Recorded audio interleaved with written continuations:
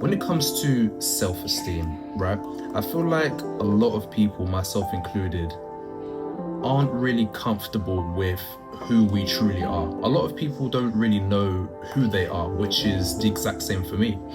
Now, when it comes to self-esteem, when it comes to actually building this type of person, it's important to do things that are unique to you, things that show that you are the type of person you want to be.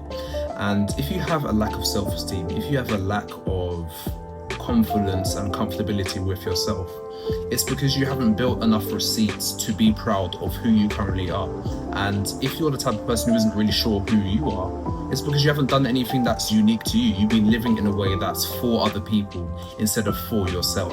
You've been trying to live up to other people's expectations. You've been trying to achieve things that other people like. You've been doing things that other people like, but you haven't been doing what you truly like. You've been living for other people, but not yourself, you know? And that's something that really resonates with me, because for the longest of time when I was in secondary school, I was constantly trying to be cool, trying to fit in. It didn't work, I'm not gonna lie to you, it didn't work at all. But I was constantly trying to keep up with the people who were like popular, who had all this confidence, who everyone loved them. It just didn't work for me. And I think the most important factor in realizing that is the fact that they, for the most part, were being themselves at the time. They were being authentic. People are very perceptive, right? People can tell whether you're being authentic, whether you're being yourself, whether you're being real or not, or whether you're trying to uphold an image. And as you grow and become older, you start to realize that fewer and fewer people embody who they truly are. Because when we're kids, we have a carefree mindset. We're running around, jumping, doing dumb things all the time, not caring about who's watching us, what people are saying, what people are thinking. We're just loving life. But as we get older and older, we start to become more sensitive of how other people view us, because fitting in is a natural human impulse. It's a natural human need. Fitting in, being part of the crowd, being respected socially, loving to communicate, people respecting us. It's things that that's in our DNA, right?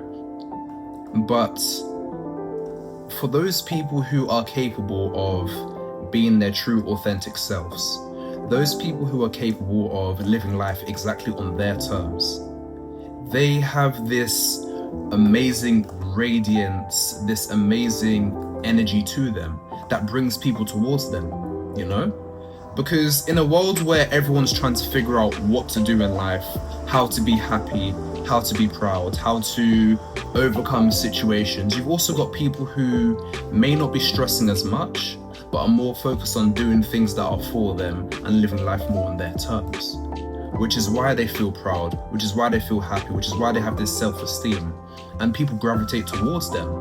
Because constantly people are thinking, damn, that person, if only I could trade lives with them, if only I could be that confident, if only I could be that good looking, if only I could have that much energy going into life, right? But there's no major difference between you and that person fundamentally, because you're both human. You both breathe air, you both bleed blood, you know what I'm saying? You both eat food.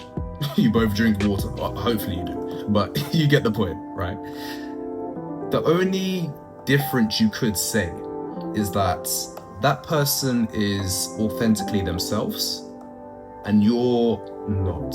You're discovering who you are, or you haven't even tried in the slightest, right? So now that we've got that ramble out the way, why you may be feeling low, how can you actually build on this, right? It starts with awareness. It starts with being conscious and noticing the different things that aren't making you happy. So you got to start asking yourself questions. Why do I not feel proud to be myself? What does my dream life look like? What does my dream person look like? If I was in those shoes, if I was living the exact life I wanted to, how would I feel? When you start to answer these questions, you can start to figure out what it is that you may not like about yourself now. And then you can compare yourself to where you want to be, and you can start to bridge the gap to see what you need to do in order to become that person. You know what I'm saying? So I'll give you an example for me.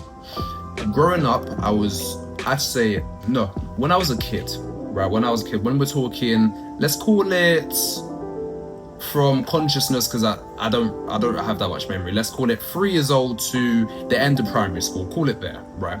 3 years old to the end of primary school. I was completely authentic. I was completely myself. I was expressing myself in every area. I didn't care what people thought. As soon as secondary school came, I was very conscious of what other people were saying, right? And it got to a point where I was insecure about my looks. I was insecure about how smart I was, how funny I was, how many friends I had, my physical skills, my physique. There's so many issues that I had. And I felt that I couldn't really connect with that many people. I had this desperate desire to fit in. I had this desperate desire to be the cool guy, to be someone who a lot of people respected. Did not work at all. Plain and simple. It did not work at all. And that made me really insecure. It made me feel kind of like a ghost in my secondary school, if I'm being honest, you know? Like, I was always envious and I'd say jealous. I'm gonna admit that. I'd say I was jealous of the way people were socially, the way people were confident, the way people were proud to just go around life, like enjoying themselves, not having to worry about whether they look like this, whether they look like that. From my perspective, because everyone's insecure about something. But from my perspective, it seemed like these people were carefree, that they were their true authentic selves, that they just had no insecurities at all. They were just overflowing with confidence and self-esteem. And it made me feel less and less valuable as a person, because I always felt inadequate. I always felt as if I wasn't enough, because I was constantly seeing people live their lives that I wanted to. They were talking to people, they were socializing, they were physically fit, they were smart, they were great socially. And because I kept comparing myself to them, I kept thinking, damn, I don't have this, I don't have that, but they do. It made me feel almost worthless in a sense. And it wasn't until I started acknowledging and accepting that I'm not happy for these reasons that I took it upon myself to build it within myself. So what did I do to build and help myself come out of that mental state where I thought I wasn't enough? I worked on almost all of the things that I was scared to do, because there's a couple things that I have left that I need to break out from. And when I do, I'm gonna make videos about them. But as of right now, I'm gonna talk about the things that I have broken out of. If we talk socially, I can start a conversation with anyone. It doesn't matter who you are, doesn't matter what you do. Will it be the best conversation? Who knows? But I can do it now. I've done this by working in jobs where I'm forced to talk to people. I did sales and marketing, and now I'm doing this job where I'm doing customer service, basically. So I've forced myself to grow. There's no other choice. If I want to get better, if I want to be more confident in social situations, I have to be around people. I have to be in environments where I have to talk a lot. So I purposely got jobs that put me in positions to work on that skill, to overcome my fear of speaking, to overcome my fear of being my current self, my true self. That's the one. And it's worked wonders. Am I the best conversationalist? No. But if you were to compare me, where I am now, to where I was in secondary, you would not think we're the same person at all. You would not, you know? In secondary school, I wasn't necessarily quiet, but I just didn't know how to socialize much. So if you were to have a conversation with me, it would be very high and by-ish. But now I'm a bit more expressive and comfortable with who I am. So I can have better conversations with you. Even if we don't really have that much in common, I can at least try to make the conversation engaging for both of us. That's a skill that I've developed by putting myself in a situation to work on my social skills, for example, right? Now, when it comes to confidence, that's the second one, being proud and being happy with myself. I stopped focusing on, well, let me not say stopped. I'm getting better, and I've developed the skill of focusing on myself more than other people. I'm paying more attention to the things that are meaningful to me, the true things, the things that I care about, the things that are meaningful to me, the things that I find funny, the music that I like listening to, the clothes I like wearing. I focus more on what I want instead of what's trendy or what other people do, you know? Sure, I listen to trendy songs. Sure, I like trendy clothes, trendy shoes. I got a lot of Jordans at home. I listen to Lil Baby, I listen to Lil Durk, things like that, right? But it's because I genuinely like it. It's because I genuinely like those things.